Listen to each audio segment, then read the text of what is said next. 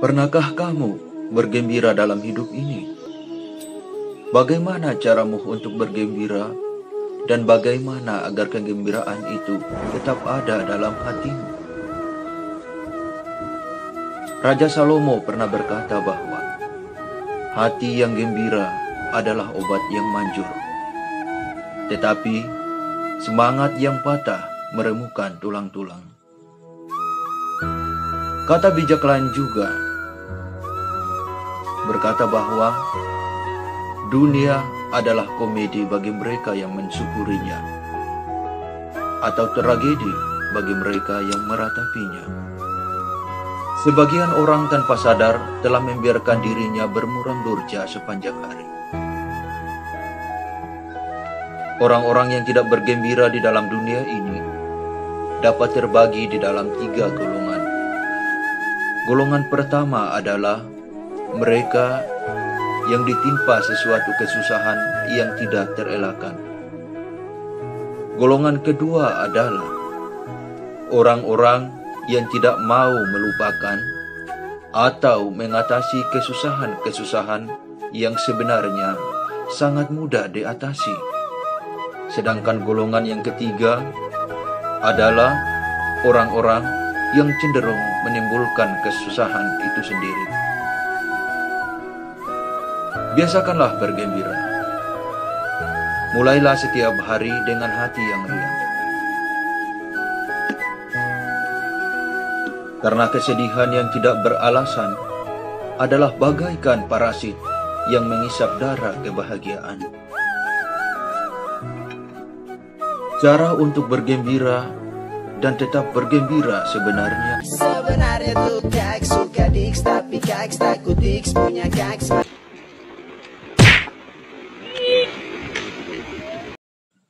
Pertama, pikiranmu harus dilatih. Mengapa demikian? Karena pikiranlah yang menentukan senang atau susahnya seseorang.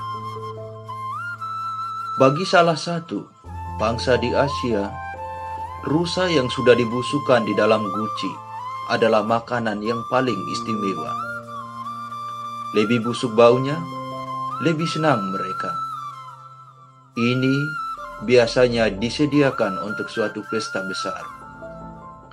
Mereka sangat menggemari makanan demikian. Mengapa? Karena pikiran mereka sudah berpendapat demikian. Bagi orang Filipina, makanan balut, yaitu telur yang telah dierami dan sudah jadi anak ayam yang belum diteteskan, merupakan makanan yang sangat lezat. Bagi orang lain, tidak demikian. Apalagi kepala anak ayam itu harus dipecahkan dalam mulut.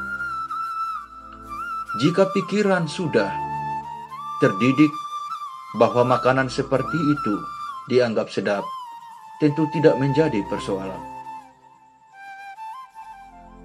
Daun pepaya rasanya pahit. Pahitnya itu lama terasa di dalam mulut. Tetapi kepada sebagian orang, justru pahitnya itulah yang sangat disenangi. Daun pepaya yang direbus, apalagi dimakan dengan sambal, sedap rasanya dan juga menjadi obat. Ada juga orang yang sanggup memakannya tanpa direbus. Mengapa demikian?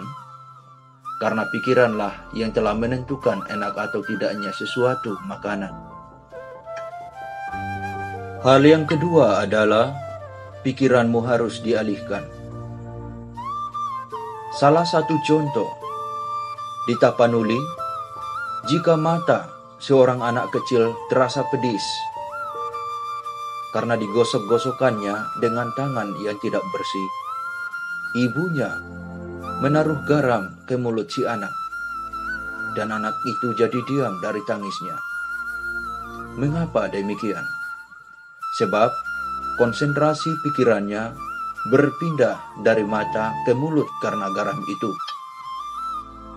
Contoh yang lain adalah seorang anak berumur 8 tahun sedang menangis dan meronta-ronta meminta sepatu baru kepada ibunya.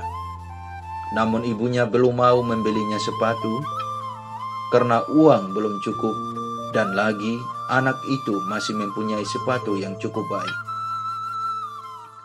Tiba-tiba lewatlah seorang pengemis yang sebelah kakinya puntung. Anak yang meminta dibelikan sepatu itu tersentak dan diam. Ia berpikir bahwa ia masih jauh lebih mujur karena mempunyai kaki yang lengkap dan masih mempunyai sepatu. Orang dapat bergembira dalam kesusahan dengan mengalihkan pikirannya kepada upah yang kemudian. Sebab ada firman yang berkata bahwa bersukacitalah pada waktu itu dan bergembiralah, sebab sesungguhnya upahmu besar di sorga. Banyak orang mau berkorban oleh sebab pahala surga. Mereka mengorbankan banyak hal yang menjadi syarat untuk mewarisi hidup kekal di surga nanti. Hal yang ketiga adalah jangan terlalu sensitif. Orang yang terlalu mudah tersinggung akan mengalami frustasi setiap hari. Sifat terlalu sensitif menyukarkan orang mencari hidup yang tentram. Dalam mencapai sesuatu, sukses pun perasaan mudah tersinggung itu bisa menjadi penghalang. Tidak terhitung besarnya kerugian yang disebabkan perasaan tersinggung yang tidak beralasan. Bagi orang yang mudah tersinggung, dianggapnya segala sesuatu itu salah. Orang yang tertawa terlalu nyaring, ia merasa disindir. Jika orang lain tidak senyum, ia sangka bahwa orang itu sedang marah kepadanya. Orang berpakaian bagus dituduh sebagai orang sombong. Dengan pakaian tua dianggap berpura-pura. Pupuklah sekiranya sifat riang itu di dalam hidup Anda. Usahakanlah supaya tetap gembira. Karena seorang periang akan lebih mudah memikat teman daripada seorang yang suka cemberut. Karena hati yang gembira membuat muka berseri-seri.